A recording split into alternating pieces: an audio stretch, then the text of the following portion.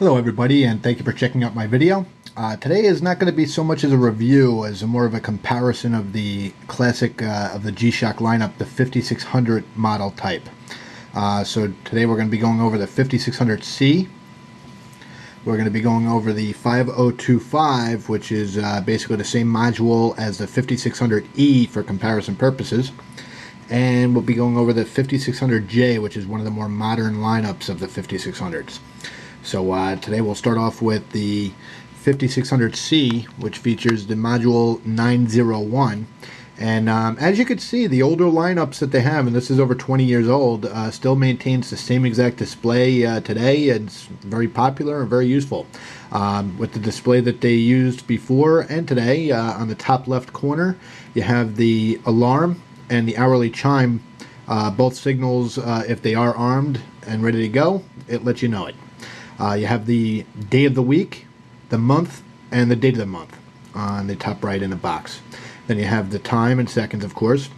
And there's an interesting little function that Casio put into their older watches, and I remember reading something about this.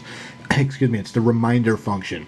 And basically what people used to do years ago, they were told if they needed to remember something to tie a string around their finger and they'll remember that they needed to remember something. So what G-Shock decided to do in their watches was put a reminder function where you hold the bottom right hand button and there's going to be a blinking dot next to the reminder.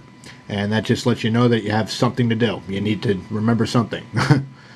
So I think that's a kind of an amusing function that they put in there.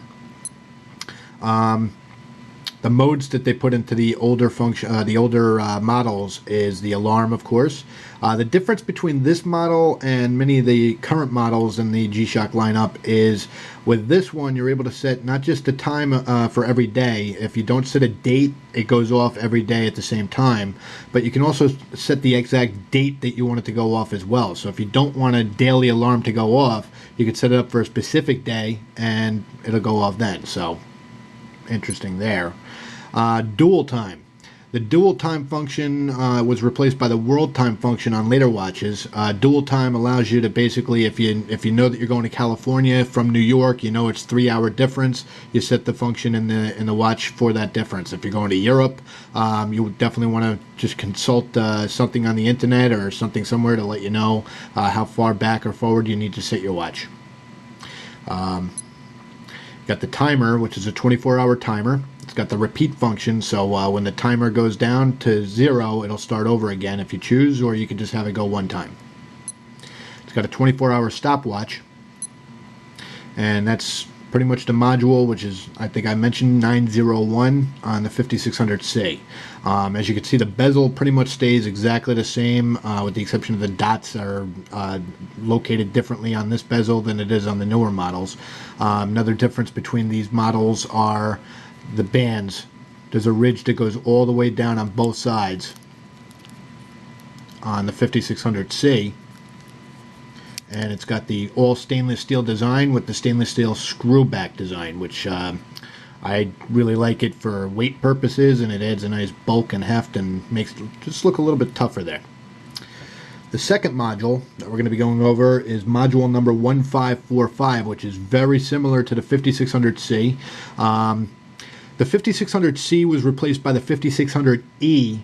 I'm using a limited edition model that they had put out with the same exact module. So if you're looking for a 5600E, it does not have the screw back design. It's got 4 screws that go on each corner of the watch.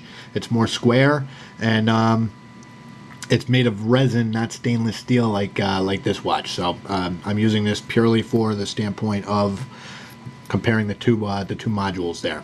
And what this also came, it's called the Ocean Gray. So this came with like a jelly gray type of a thing. I replaced it with a black band of the 5600E. So just for comparison purposes, like the 5600E, it's not ridged all the way down. The ridging stops at the top of the model, and that's pretty much the main aesthetic differences between the two watches in general.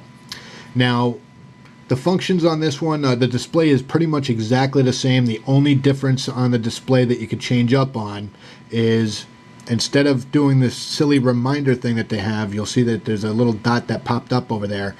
When an alarm goes off or the hourly chime goes off, what happens is the backlight flashes real quick. So that's your big differences between the functions on the two of them as far as the front display. A lot of the same functions in the watch as well. The alarm is exactly the same as a 5600C. You could set up daily, or you could set an actual day and time for it. The timer, also 24-hour countdown with repeat. The stopwatch goes all the way up to 24 hours. So the modules are very, very similar, with the exception of those small differences as far as the light. Another difference is with these ones, now the 5600E, the entire screen glows blue. In this case, this goes into kind of a reverse when you use the light. So those are your big differences between the 5600E and the 5600C. The 5600C, which I did not mention, the light is located on the left side of the screen, and it's one single little bulb as opposed to the entire screen lighting up. So those are your two biggest differences between the original and the original's replacement. Same exact size pretty much. The weight on the 5600E is lighter because it does not use that stainless steel material, but again, pretty much a lot of the same form and function. The newer of the lineup is the 5600J. The 5600J features solar technology, so you never have to change the battery. It's got atomic syncing. It syncs with the American time tower, and it syncs with the Japanese. There is a model out there like these two models with the same display that also syncs with that's got full five bands of atomic function, so you can sync with 5 different towers throughout the world. This is different in the aspect of, in the date screen, you can choose to either have the month and the date or the day of the week when you press the set button. So that's the big difference as far as the screen goes. The letters are definitely bigger. They have a nice curve to them. The aesthetic look is a lot different with this watch. It's not ridged all the way down like the 5600C, but it's got kind of a gridiron design, which is kind of hard to see on camera here. It's got the 4 screws on the back, just like the 5600E. So it doesn't have the screw back design. It's a lot lighter. It's got the resin casing instead of the stainless steel casing. One of the better looking of the bunch, though. It's got the black background there. The black background, this is where the solar cells are. As far as the functions go, this does feature world time, so you can go throughout the world. And so if you're traveling, you don't have to look up what the time is going to be. You can just look it up by the time zone in the watch itself. It's got the hourly chime. Unlike the other 2 versions, it's got 5 different alarms. It's got the countdown timer. Goes down 24 hours. 24-hour stopwatch. And that's pretty much the differences between the 3 modules. This also has a power save function that allows you to save the power. So when it's not being used or moved at all, what ends up happening is that it just powers itself down. So when you actually look at it when it's sitting down for a while, you'll see that it's a blank screen. As soon as you pick it up and press a button, the screen goes right back on.